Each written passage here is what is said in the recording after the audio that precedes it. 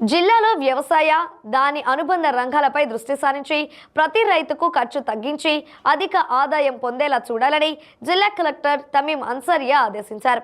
కలెక్టరేట్లోని సమావేశ మందిరంలో ప్రస్తుత ఆర్థిక సంవత్సరంలో వ్యవసాయం దాని అనుబంధ శాఖలో వృద్ధి రేటు పెంచేందుకు తీసుకోవాల్సిన చర్యలపై సమీక్షించారు.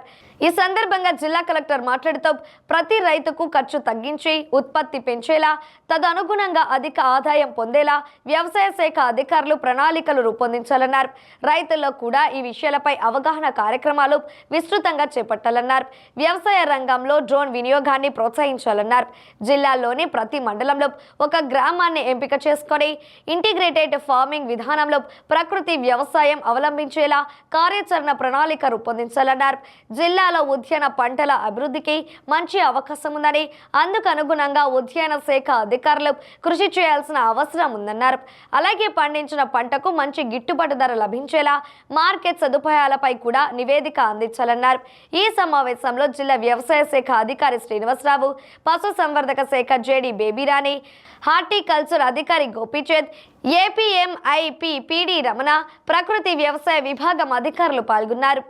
ఒక ఏకరాకు మీరు drones without drones with drones అదే విధంగా లాస్ట్ వీసీ జరిగినప్పుడు డిప్యూటీ సీఎం గారు కూడా అడిగారు.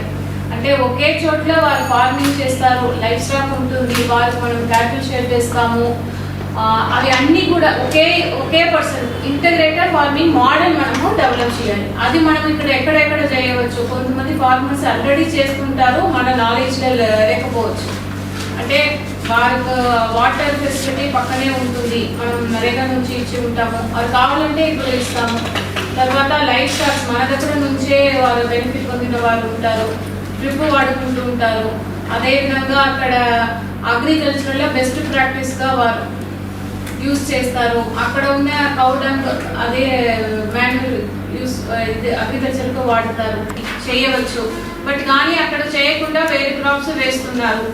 అవి అన్నీ కూడా మీరు సర్వే చేసి ఒక బ్లూ ప్రింట్ మీ దగ్గర ఉండాలి.